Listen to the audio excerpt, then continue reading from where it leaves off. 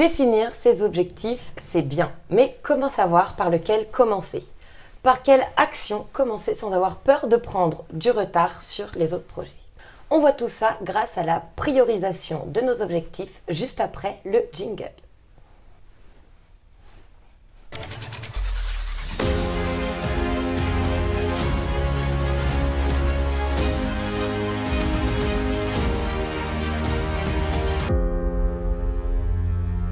Bonjour tout le monde, j'espère que vous allez bien. La vidéo du jour fait suite à ma vidéo où j'explique comment définir nos objectifs patrimoniaux. Et là, nous allons parler de l'étape souvent omise mais ô combien essentielle, la priorisation de ces fameux objectifs. Cette étape de priorisation de nos objectifs va nous aider sur plusieurs points. Déjà, commencer par le ou les projets les plus urgents. Être plus efficace sur les premiers projets sélectionnés. Et enfin, être plus serein quant à leur avancement. Chaque objectif va avoir un certain nombre de contraintes. La méthode pour établir ce classement prend en compte 3 critères. Alors, cette méthode, nous l'avons mise au point avec Elie Chaya, l'un des associés du cabinet Mazarin. Au début, on a sorti une longue liste de critères pour finalement faire un tri et n'en retenir que 3. Pour 2 raisons. Parce qu'on n'avait pas envie que cette vidéo ressemble à un test de personnalité, et surtout parce qu'on pense que ce sont les critères les plus essentiels. Alors si en regardant la vidéo, il vous vient un autre critère qui vous semble important ou nécessaire à considérer pour aiguiser notre classement, vous pouvez le partager dans les commentaires. Le but est de récupérer la liste de nos objectifs patrimoniaux définis, c'est-à-dire spécifiques, mesurables et délimités dans le temps, et ensuite se poser 3 questions, selon les 3 critères qui vont suivre. Alors, ces critères font appel à la sensibilité et à l'histoire de chacun. Un même projet sera classé différemment d'un individu à l'autre en fonction de l'importance, de l'urgence et des moyens qu'on va lui accorder. Premier critère, s'agit-il d'un projet important? Ce premier point fait référence à l'importance que nous portons au projet. Sans blague. Économiser pour nos enfants est-il important pour nous? Quid de l'achat de la résidence principale? Représente-t-il un accomplissement personnel? Une fois que nous nous posons ces questions, on peut imaginer une échelle de 0 à 5.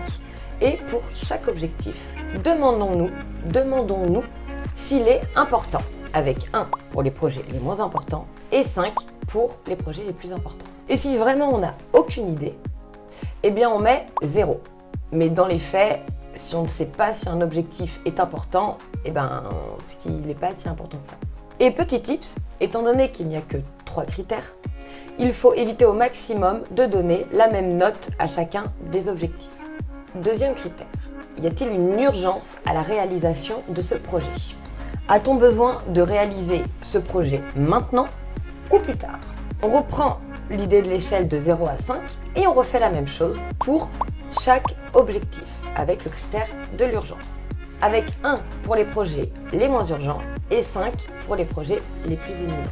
Pour exemple, on peut imaginer que le financement d'un investissement immobilier sera peut-être moins urgent que celui d'un mariage. Enfin, ça dépend encore une fois l'histoire de chacun. Et dernier critère, ai-je actuellement les moyens de réaliser ce projet? Ai-je les capacités de réaliser cette tâche en l'état? Ou demande-t-elle des prérequis? Par exemple, un apport devra être préalablement constitué pour l'acquisition d'un investissement immobilier. Et de la même façon que pour les 2 premiers critères, on reprend une échelle de 0 à 5 avec 1 les projets qui nous demandent le plus de moyens et 5 les projets pouvant être réalisés facilement.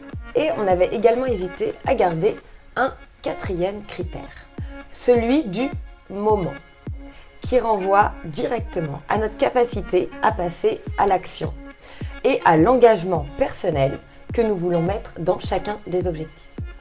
Pour illustrer ça avec un exemple, imaginons qu'on a 50 ans, préparer sa retraite, c'est important, ça commence à devenir urgent. On peut ou pas avoir les moyens pour la préparer, mais au fond de nous, préparer la retraite, ça nous parle pas trop encore. On s'en bat un peu les steaks. On n'a pas trop de motivation à se lancer dedans.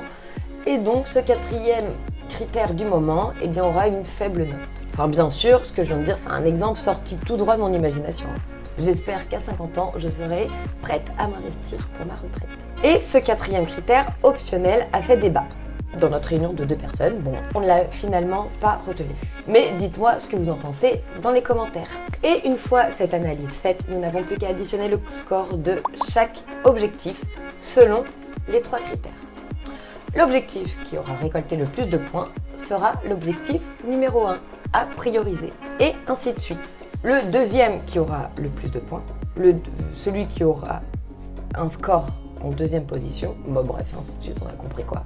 Après ces 2 vidéos sur la définition de nos objectifs, nous avons une vision claire de ce que nous voulons et nous avons une ligne directrice sur les futures actions à réaliser.